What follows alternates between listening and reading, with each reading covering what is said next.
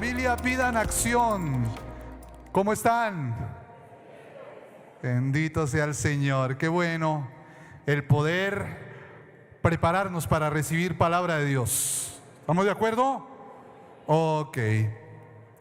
Amigos que nos están hoy visitando en nuestro auditorio, bienvenidos, bienvenidos a la casa del Señor. El tema que me ha correspondido compartir con ustedes tiene como título Más prosperidad o más prósperos. A ver, pregunto, ¿quién no quiere ser próspero? ¿Quién no quiere prosperar? Levante la mano. Como que eso nos acompaña a todos. Un deseo de prosperar, de avanzar, de progresar. Ahora usted me dice, Juan Carlos, ¿cómo hablar de prosperidad con el dólar tan inestable? Con la inflación subiendo y subiendo. Pero, querida iglesia, en esta hora, ya cercano al mediodía, yo no quiero generar unas falsas expectativas respecto a la enseñanza. Porque si bien a todos nos acompaña un anhelo de progresar, de prosperar, yo no quiero hablarles de una fórmula mágica para salir de la pobreza, porque sobre este tema se manipula y se especula bastante. Muchas personas invierten gruesas sumas de dinero por participar en seminarios donde puedan aprender el secreto para ser exitosos. Y también hay mucha literatura en las librerías cristianas y no cristianas. Por ejemplo, yo me encontré con algunos títulos: Riqueza y felicidad. Muy buen título, ¿no es cierto? ¿Cómo atraer el dinero? Usted ve ese título y dice, uy, yo lo voy a comprar. El juego del dinero. Le gané a la pobreza. Piense y hágase rico, entre otros. Les cuento que cuando el pastor Silvio me dijo que me correspondía enseñar hoy y me habló del tema, yo sentí tanta responsabilidad, sobre todo con este tema un poco espinoso, que no es sencillo compartirlo en el ámbito cristiano, porque hay ciertas tendencias teológicas evangélicas que ponen a la prosperidad como su eje, la prosperidad económica. Y por eso el primer punto el día de hoy es el siguiente: prosperidad bíblica, no evangelio de la prosperidad. Prosperidad bíblica y no evangelio de la prosperidad. ¿Por qué razón? Ustedes de pronto han escuchado algo acerca del evangelio de la prosperidad. De hecho, hay teleevangelistas, telepredicadores, speakers, como lo llaman hoy, que hablan mucho de este tema. Pero teológicamente hay ciertos desaciertos de la teología o del evangelio de la prosperidad. ¿Qué es el evangelio de la prosperidad? Es una creencia religiosa compartida por muchos cristianos, quienes sostienen que la bendición financiera y el bienestar físico son siempre la voluntad de Dios para con ellos, y que la fe y el discurso positivo y los pactos monetarios entonces van a aumentar mi riqueza.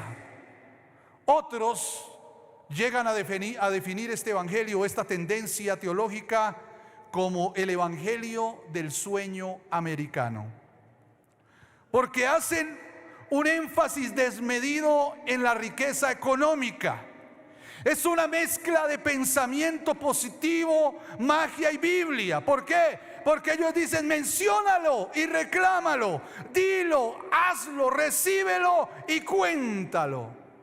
Pues, querida iglesia, yo no los quiero desanimar esta mañana, pero yo no les voy a dar un mensaje que no sea bíblico y un mensaje que solamente mueva sus emociones y salgan de aquí creyendo que todos vamos a ser multimillonarios y que entonces vamos a ganar en una semana el sueldo que tiene Messi o que tiene Cristiano Ronaldo. No, Porque este es un enfoque que confunde privilegios con derechos. Tenemos privilegio de ser hijos de Dios por su gracia, pero muchos de estos se paran sobre sus derechos como hijo y le reclaman a Dios. No tienen una visión correcta del Padre, porque lo ven como si Él fuera su sirviente, a su antojo. Entonces yo pacto y casi que compro la voluntad de Dios con dinero. Y entonces mi posición de hijo es exigir y demandar, porque pienso que Dios me debe algo. Estudiando este tema, fui a la famosa parábola del hijo pródigo. Y de pronto, sin forzar el texto para darle una adecuada interpretación bíblica, me encuentro con que estos dos hijos que tienen un mismo padre, unos mismos privilegios, tienen una visión distinta del padre. Y se le pueden dar muchas aplicaciones, pero yo quiero darle una aplicación sin forzar el texto a lo que quiero llegar, al punto que quiero llegar, iglesia. El primer hijo, ustedes saben que pidió su herencia, se paró sobre sus derechos. Como hijo tengo el derecho de pedir mi herencia anticipada. Y bueno, listo, el padre le entregó. ¿Y qué hizo este hijo? Desperdició todo, lo malgastó. Pasó por un proceso y volvió en sí. Y él tenía una imagen correcta de su padre, porque él dijo: yo voy a volver porque mi padre es misericordioso. Le pediré perdón y le diré que me reciba como uno de sus siervos. Eso es humillación. El padre lo estaba esperando, porque el corazón del padre siempre es así. Y el padre lo restauró, lo perdonó y lo restauró y le restituyó. Todo eso fue gracia sobre gracia, un acto de bondad del padre hacia su hijo que había desperdiciado todo, pero fue gracia sobre gracia. ¿Ustedes creen que este hijo va a pensar que su papá le debe algo?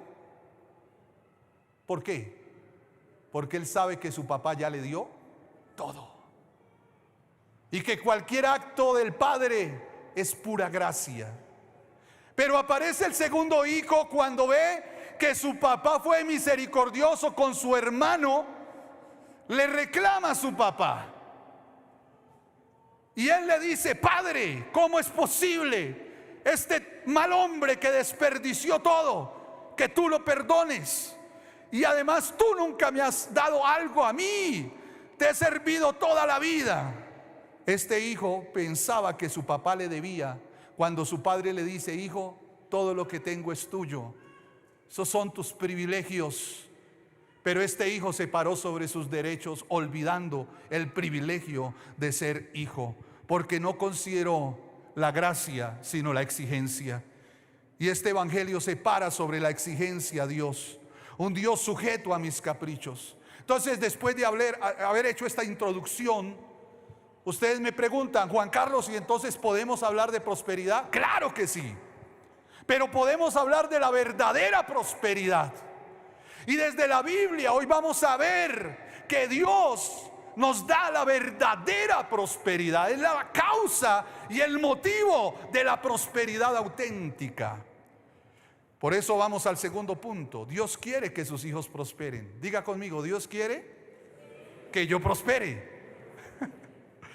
Acompáñeme a Tercera de Juan, versículo 2. Tercera de Juan, verso 2. Allí hay un texto y una declaración apostólica. Y dice lo siguiente: amado, coloque ahí su nombre, Juan Carlos, Felipe, Julián, Carmen, yo deseo que tú seas ¿qué? Prosperado. ¿En qué? En todas las cosas, y que tengas salud. El pastor Silvio hace 8 días nos habló de esto. Así como prospera tu alma. Esto es integral. Esto no se trata de una cosa separada de la otra. No. Allí hay una visión integral de la prosperidad. Ahora usted me dirá: Juan Carlos, pero ese es un saludo apostólico y una carta dirigida de Juan a un discípulo. ¿Cómo me dice usted que ese es el deseo de Dios? Entonces yo les digo, Pablo escribió unas cartas personales y unas a las iglesias. Nada de lo que está escrito allí para las iglesias y para Timoteo y para Tito se aplica a nosotros de ninguna manera, porque es la palabra de Dios aplicada a nuestra vida. ¿Me estoy haciendo entender? ¿Sí están ahí? Bueno. Ahora pensemos un poquito en lo que declara este versículo. Yo deseo que seas prosperado. Querida iglesia, Dios quiere que sus hijos prosperen. ¿Cuántos padres y madres hay conmigo en esta tarde? ¿Ustedes anhelan que sus hijos prosperen? ¿Que sus hijos progresen? ¿Que sus hijos avancen en la vida? Yo lo deseo. Pero iglesia, mírenme por favor, escúchenme. No confundamos deseo con obligación. Porque es que aquí está el deseo del Padre. El deseo del Padre por nosotros, porque Él tiene un corazón bueno. Yo deseo que mis hijos progresen en la vida, pero yo no los quiero malcriar. Yo no les quiero evitar ciertas etapas en la vida. Mis hijos gozan del privilegio y de las cosas que Dios me ha dado. Gozan de ese privilegio. Pero yo anhelo como padre no criar holgazanes que lleguen a los 40 años dependiendo del papá y de la mamá. Porque yo necesito que ellos, mi anhelo es el progreso, pero también quiero que ellos avancen en las otras esferas de su vida para que ese progreso sea integral y adecuado. Entonces Dios desea que tú prosperes, pero Dios no te va a privar del proceso que debes seguir para que tú lo logres. Ahora, querida iglesia, el Señor quiere bendecirnos, pero Él no quiere sencillamente que olvidemos que Él es la fuente de la verdadera prosperidad. Acompáñenme a 1 Timoteo capítulo 6 verso 17. Todo lo que voy a estar expresando, usted lo confirma en la Biblia, con la palabra. No sacada de contexto. Yo no quiero sacar versículos y acomodarlos a mi antojo, no. En el contexto, lo que Dios dice. 1 Timoteo 6:17 nos dice: a los ricos de este siglo manda que no sean altivos. A veces se relaciona riqueza con altivez, pero yo he conocido unos pobres que son más orgullosos y unos ricos que son humildes. Pero esto no tiene nada que ver. Pero la Biblia dice que algunos con su riqueza se han vuelto altivos. Dice: ni pongan la esperanza en las riquezas, las cuales son inciertas, sino en el Dios vivo, la causa de la prosperidad, que nos da todas las cosas en abundancia. ¿Quién nos da todo en abundancia? ¿Para qué? ¿Para qué? ¿Cómo? Ojo, disfrutar adecuadamente, no en un hedonismo donde coloco el placer como el fin de mi vida, sino el disfrute de las bendiciones de Dios. Dios te da la abundancia para que tú en tu casa disfrutes cada lugar de tu casa, para que te sientes en la sala de tu apartamento y tú puedas disfrutar esa bendición, que te asomes por la ventana de tu apartamento y puedas disfrutar, que puedas salir a pasear y disfrutes, que disfrutes tu carro, la bendición que Dios te ha dado, porque Dios nos da todas las cosas en abundancia. ¿Para qué? Ahora, Él es la causa de la prosperidad. Y de hecho, querida iglesia, el término que en griego que aquí se utiliza para hablar de prosperidad es eudó. Y ese término griego significa que Él mismo nos acompaña, nos enseña y nos guía y nos ayuda en la marcha. significa que Dios te va llevando y te va conduciendo hasta llegar a destino seguro. En otras palabras, amado, amada, yo deseo acompañarte todos los días de tu vida, guiarte y enseñarte para que tú puedas vivir la verdadera prosperidad. ¡Wow! Esa es la aplicación. Entonces alguien pregunta: Juan Carlos, y si Dios me quiere prosperar, ¿por qué no me he ganado el baloto? No cojo ni la pata de un chance. ¿Todavía habrá algunos pensando que la prosperidad es un golpe de suerte? ¿Todavía algunos están pensando que la prosperidad es un chispazo o una fórmula mágica? Déjeme decirle, iglesia, que Dios no actúa así. Dios nos ha dado unos principios para que si nosotros los obedecemos y los creemos, nuestra vida va a ser distinta. ¿Y dónde están esos principios, iglesia? Diga: en la palabra. Entonces, en el estudio que estuve haciendo de este tema, encontré que la palabra o la traducción que se hace de prosperidad viene de unos términos en hebreo y otros en griego. Y les voy a hablar de los términos en hebreo primero. Me perdonan los expertos en hebreo aquí si no lo pronuncio bien, pero el primero de ellos es salash. ¿Y sabe qué significa salash? Usted encuentra salash en Proverbios. Significa empujar hacia adelante, trabajar con esfuerzo y dedicación. ¿Eso qué significa? Que en Proverbios se dice que el perezoso desea y nada alcanza. Si tú no progresas en la vida, no culpes a: ay, es que Dios me dio la espalda. ¿Qué tal que de pronto tú seas un holgazán, un perezoso, llegas tarde al trabajo, no te esfuerzas, no eres emprendedor, no te dedicas, no vas hacia adelante, no empujas, no eres creativo, eres mediocre? Entonces no culpes a Dios, porque dice que prosperidad es salash. Por eso la Biblia dice que el que no trabaja. Entonces Dios quiere que tú coloques diligencia. ¿A cuánto les gusta madrugar? ¿Y por qué llegan tarde al trabajo? Es que el tráfico de Bogotá. Entonces, qué importante es para nosotros, porque este es un inconsciente que nosotros tenemos. Y entonces pasarla así, y como que la prosperidad nos va a llegar. No le pase lo del rector, ¿sí? Una mañana la mamá lo fue a despertar y nada. Y él: mamá, déjeme dormir.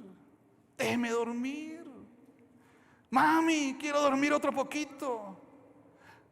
Que necesitas levantarte e ir al colegio. Levántate y ve al colegio. Y la mamá tanto le insistió: mamá, deme 3 razones para ir. Hijo, la primera: los niños y los profesores te necesitan. La segunda: tú tienes las llaves del colegio. La tercera: tú eres el rector. Y si quieres una más, ya tienes más de 40 años y la mamá todavía despertándote. Entonces, querida iglesia, alguien así no va a progresar. La Biblia nos habla de esfuerzo y diligencia. Segunda palabra en hebreo es sakal, y habla de ser prudente e inteligente, es decir, tiene una relación con la sabiduría que nos habla la Biblia, vivir sabiamente. Y sabe que la Biblia sí nos da los principios para vivir de forma correcta y tener vidas con libertad financiera, unas vidas con progreso adecuado. Por ejemplo, este no es un seminario de prosperidad, por eso los voy a tocar así de manera superficial, porque no es el asunto de la predicación. Pero por ejemplo, la Biblia nos dice que es necesario que establezcamos prioridades. Si tú vives una vida desordenada, no progresas.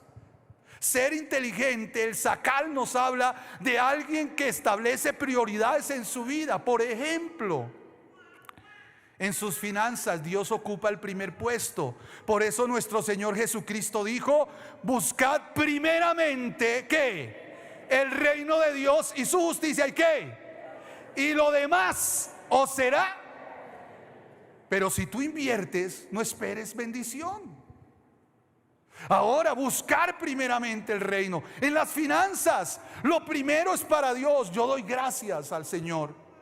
Mis padres nos enseñaron el principio y la bendición de dar lo primero a Dios. Y de todo lo que nos ingresaba nos enseñaron a sacar el diezmo. Yo recuerdo que para mí fue emocionante, de la primera mesada que me dio mi papá, sacar unas moneditas para darle al Señor. Y así aprendí el principio de dar, de primero el Señor, porque Dios mismo lo dice: traigan primero los diezmos al alfolía y alimento en mi casa, y probadme en esto, si no os abriré las ventanas de los cielos y derramaré sobre vosotros bendición hasta que ¿qué? Ojo, pero esto no es dar como una transacción a Dios. Señor, mira, ahí te dejo, tú verás. Porque Dios es el que nos invita a probarlo, pero no que nosotros probemos a Dios. Tú confías en lo que Él ha dicho que va a hacer, y tú confías en ese principio. Y yo les puedo dar testimonio desde muy pequeño. No le he faltado al Señor, y no lo digo con arrogancia, porque Dios me ha dado gracia para no faltarle con el diezmo, y Él nunca me ha faltado con el sustento. Nunca me ha faltado con la provisión, y me ha dado hasta que sobra y abunde. Amén. Ahora, eso es vivir de forma organizada. Sacal. Establece prioridades. Sé un sabio mayordomo y administrador de lo que Dios te da. ¿Eres alguien que cuidas de las cosas que Dios coloca en tu mano? ¿Administras de forma correcta? Otro principio para vivir sabiamente: no gastes más de lo que te ingresa. ¿Eres desmedido en los gastos? ¿Te metes en deudas impagables? No culpes a Dios por esto. ¿El materialismo moderno ha llenado tu cabeza? Mire que yo conozco casos de personas que, por lo que ha ocurrido en Colombia y en el mundo, perdieron su estatus social, y ellos ocupan una franja que lo denominan los sociólogos la pobreza oculta. Ellos quieren aparentar vivir en un estrato alto y prefieren estar endeudados hasta el cuello con tal de no mostrarle a los demás que han perdido y que están fracasados, y viven pidiendo prestado aquí y allá. Quieren mantener su carro, pero no tienen para echarle gasolina. Pero con tal de ¿qué? De aparentar, con tal de impresionar. ¿Creen ustedes que eso es vivir sabiamente? El que gasta más de lo que le ingresa se entra a la pobreza. No se meta en deudas impagables. Nada de materialismo desmedido. Eso es vivir sabiamente. La sociedad nos impone unos gastos, pero piensa que es lo urgente, que es lo importante, sobre todo en esta época de diciembre, donde te dicen: compre hoy y pague en febrero. Y entonces tú dices: ay, Juan Carlos, un gustico hay que dárselo de vez en cuando. Pues si el gustico te va a amargar desde febrero hasta diciembre, piénselo bien. Porque hay gente que se da el gustico y después está renegando. Piénselo. Porque Dios nos dice: Sacal, vivir prudente y sabiamente. Hay una tercera palabra: shalat. Y shalat significa estar tranquilo y confiado en Dios. Bendito aquellos que no ponen su confianza en las riquezas, sino en el Dios que enriquece, el Dios que bendice y el Dios que nos da lo necesario. Amén. Porque las riquezas son inciertas, pero Dios permanece para siempre. ¿Cuántas personas que ponen su confianza en lo que tienen viven estresados? Porque que no me vayan a quitar lo que yo tengo. Y entonces viven tratando de cuidar lo que tienen, pero se vuelven hasta tacaños con ellos mismos. Hay otra palabra que es hermosísima, shalom. ¿Han escuchado shalom? Que es un saludo, pero implica muchas cosas. Shalom es un deseo de paz y bienestar, prosperidad integral. Porque si tú no tienes paz, no puedes disfrutar lo que Dios te da. Entonces no estás prosperando. Porque si tienes dinero pero no tienes salud, no prosperas. Por eso el pastor nos habló de salud. Amado, yo deseo que seas prosperado en todo y que tengas. Pero si no prospera tu alma, hay gente que tiene dinero pero son tan malas personas, son tan arrogantes, miran a todos así. Cuando se dirigen a un sitio cualquiera, por ahí usted los ha visto en los videos, usted no sabe quién soy yo. Es una actitud de arrogancia y de altivez. Ese tipo de personas no tiene el shalom de Dios, porque la prosperidad es integral. Y hay dos palabras en griego. La primera es propei. Y propei habla pro, delante, y spei, esperanza. El próspero tiene su confianza y su esperanza delante de Dios, a pesar de la incertidumbre. ¿Cómo logramos pasar la pandemia? Algunos de ustedes de pronto pensaron: qué fracaso, qué cosa terrible, nos estrechamos mucho, los ingresos disminuyeron, nos asustamos de una u otra manera. Pero hoy, post pandemia, hemos visto la misericordia de Dios. Dios nos sostuvo, nos enseñó, nos dio muchas cosas. Hubo gente que de pronto tenía una profesión y un empleo, una oficina, le tocó salir a vender en una calle, pero allá Dios les mostró abundancia, aprendieron y avanzaron, porque el Dios vivo es el que nos sostiene.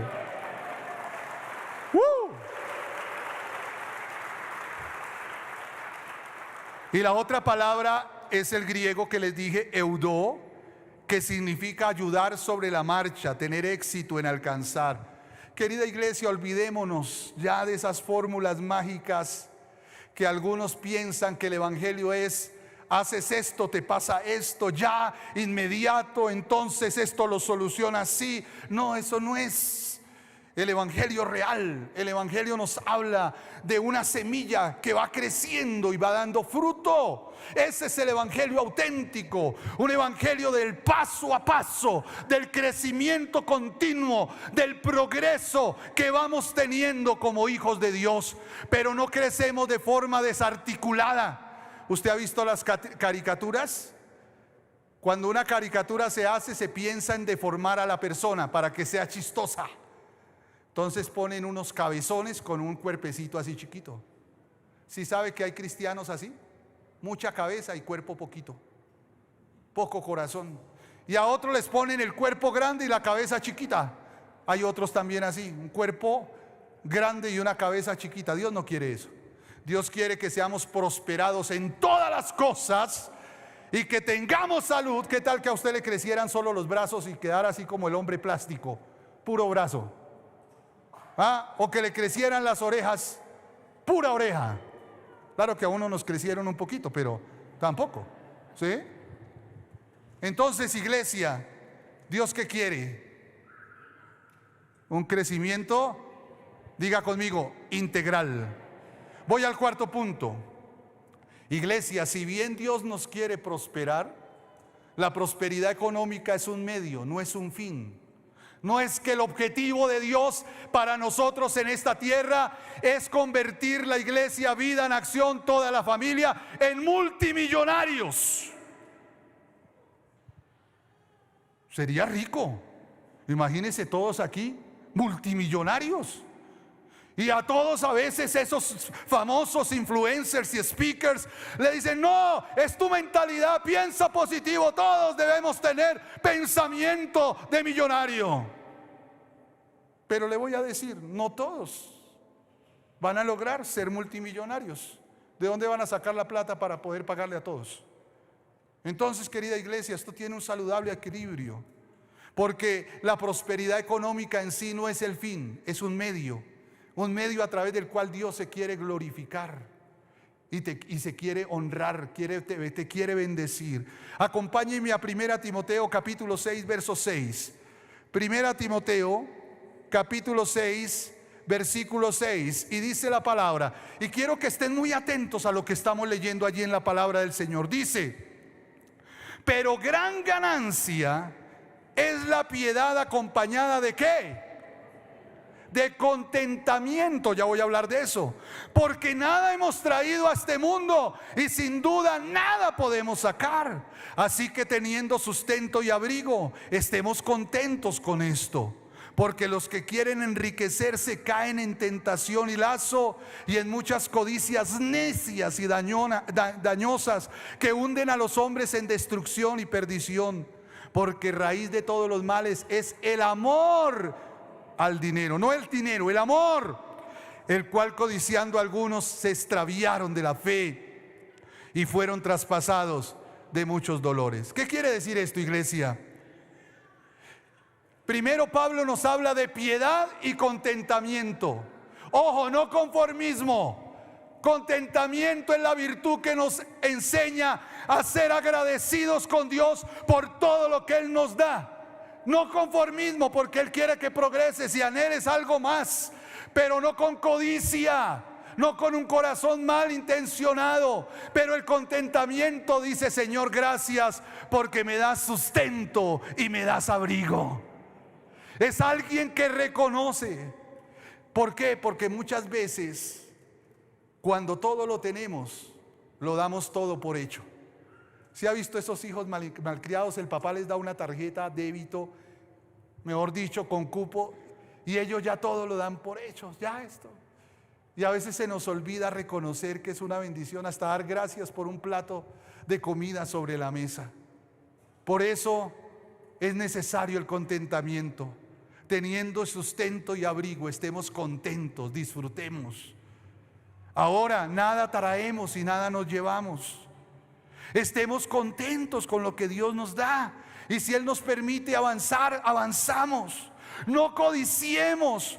Podemos aspirar mejores cosas, pero en un genuino deseo. No permita la codicia, porque por codicia hay muchos en la cárcel actualmente, o haciendo cosas indebidas.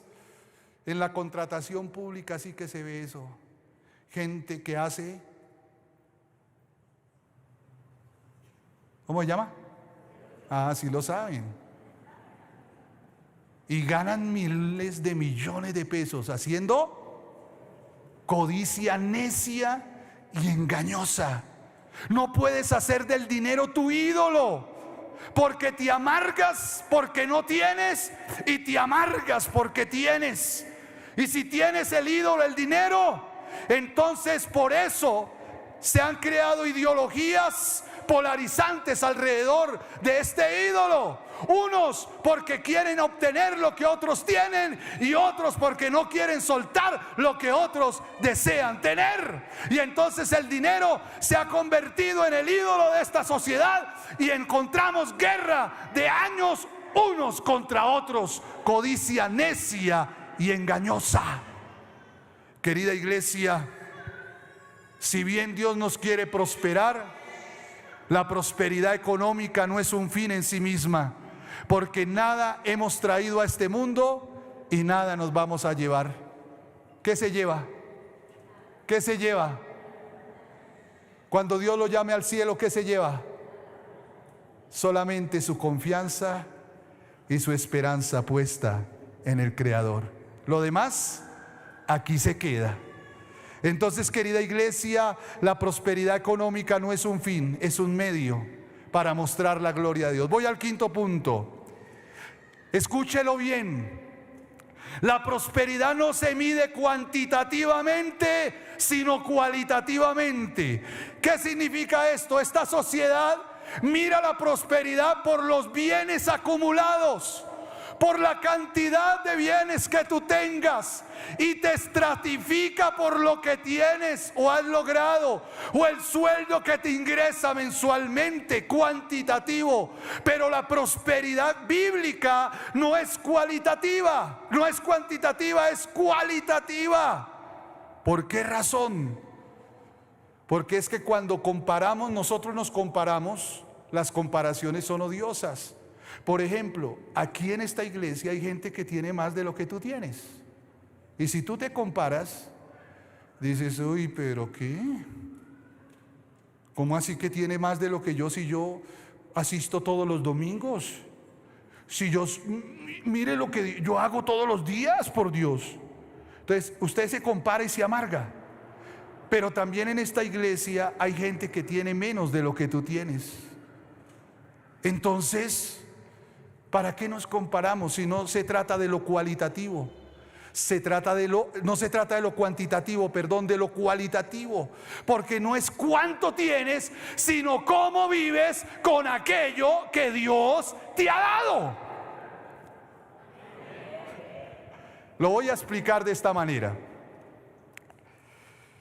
La parábola de los talentos, Mateo 24. ¿Qué es un talento? Primero, un talento equivale, por ahí estaba mirando, a 6,000 denarios. ¿Y qué era el denario?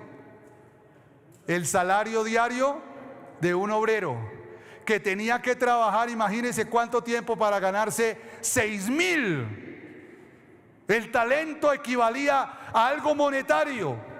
Nosotros le hacemos una aplicación a veces muy espiritual, pero mire que Jesús utilizó el dinero, allí estaba utilizando algo económico, y dice, a uno le dio 5, a otro le dio 2 y a otro 1. ¿Según qué?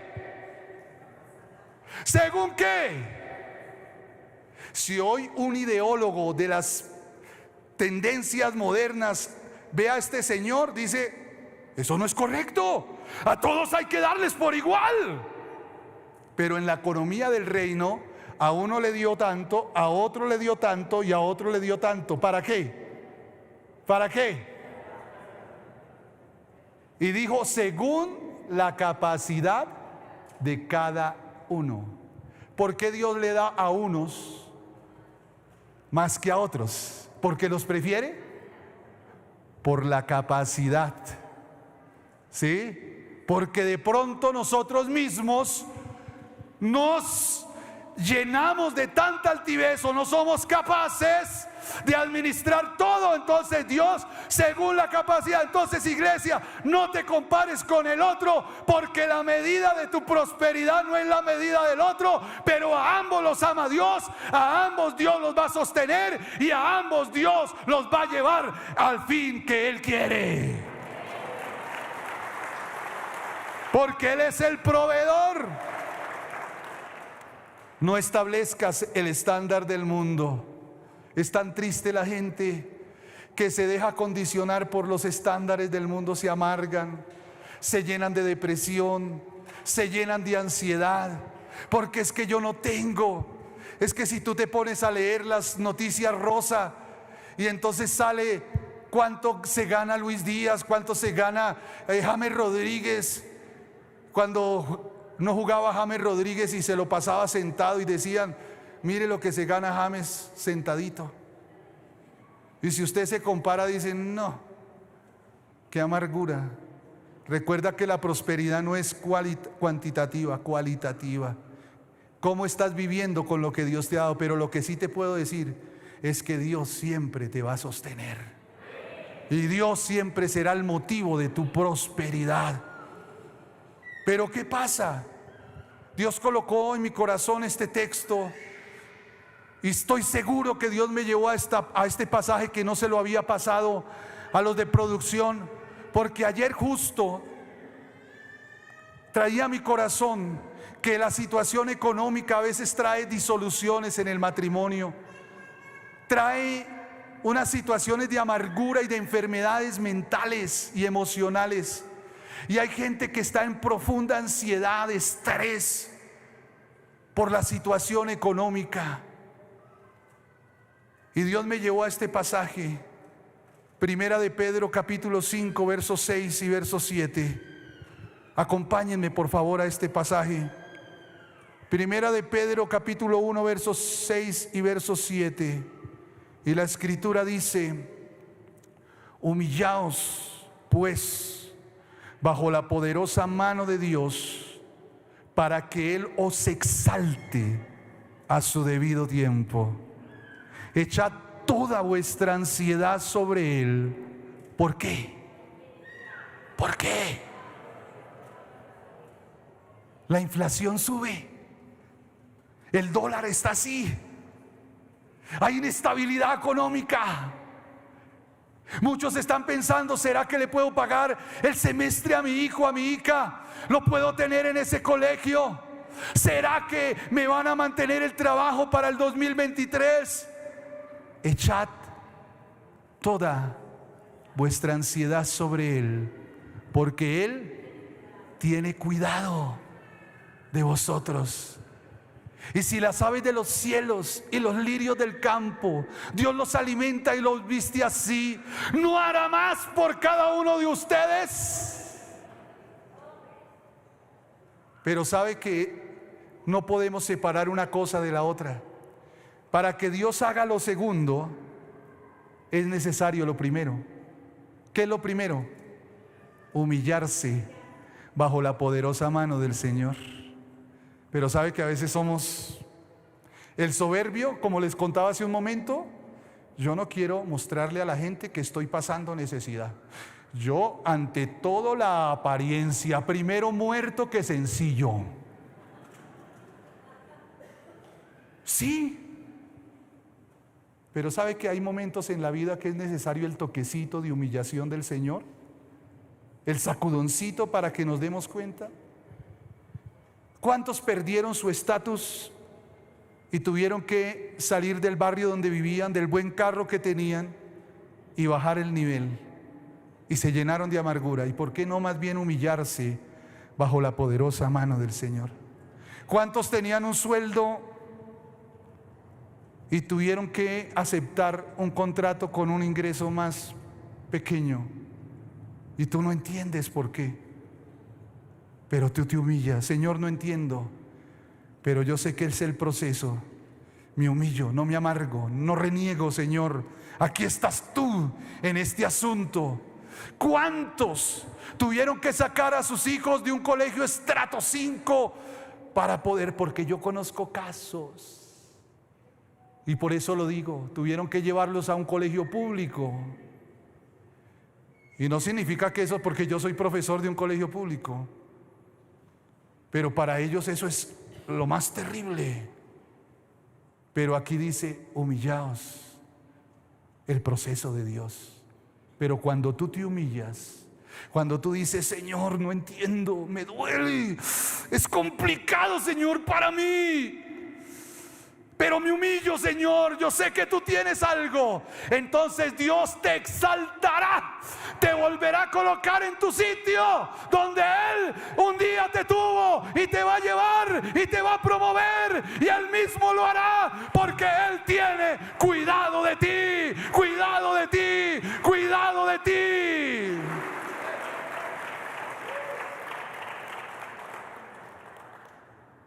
Y cierro con esto, iglesia.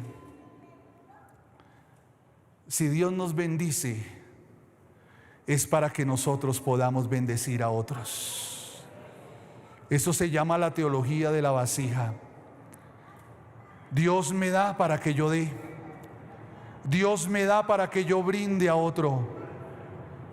Voy a cerrar con esta cita, 2 Corintios 9:6.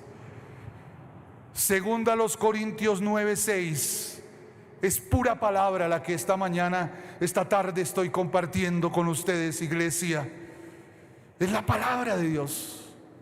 Y mira lo que Dios dice allí. 2 Corintios 9:6 dice: pero esto digo, el que siembra escasamente, también segará escasamente. Principio de la palabra. Principio. Y el que siembra generosamente, generosamente segará. Cada uno de como propuso su corazón, no con tristeza, ni por necesidad, una mala actitud, porque Dios ama. ¿A quién mira Dios primero? ¿Lo que trae o al que trae?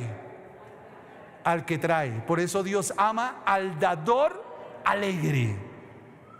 Y dice, ahora mire la promesa, iglesia, y poderoso es Dios para hacer que abunde en vosotros toda gracia, a fin de que teniendo siempre en todas las cosas todo lo suficiente, eso es la promesa, lo suficiente, teniendo sustento y abrigo, estemos contentos con esto, lo suficiente, pero te da más, incluso abundéis para toda buena obra, como está escrito, repartió, dio a los pobres, su justicia permanece para siempre. Y cierra así: y el que da semilla al que siembra y pan al que come, proveerá y multiplicará vuestra sementera y aumentará los frutos de vuestra justicia, para que estéis enriquecidos en todo. ¿Para qué?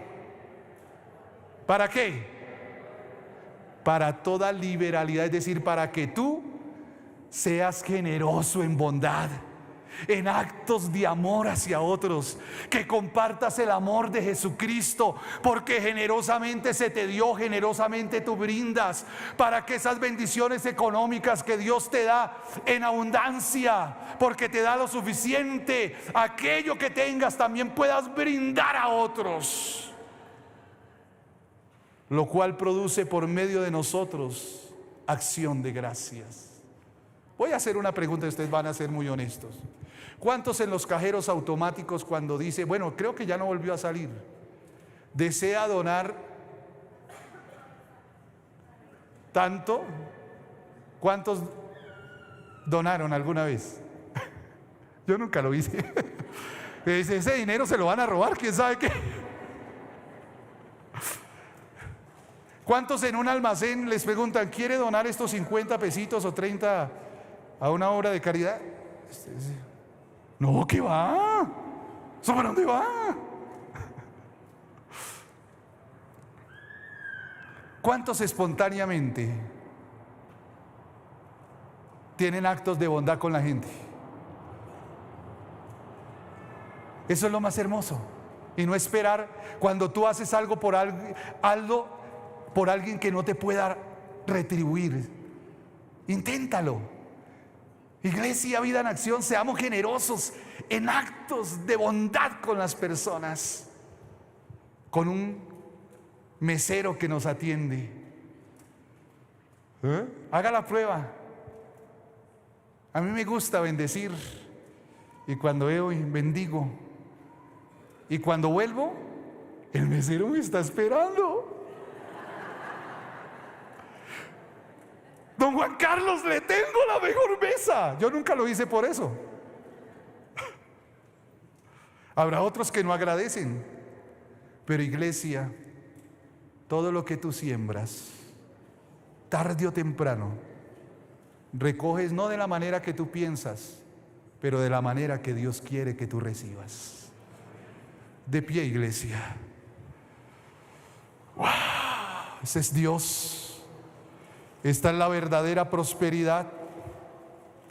Dios desea que prosperemos, pero no confundamos deseo con obligación, porque Dios no quiere hijos malcriados. Él quiere formarnos para que aprendamos a ser sabios con lo que Él nos da.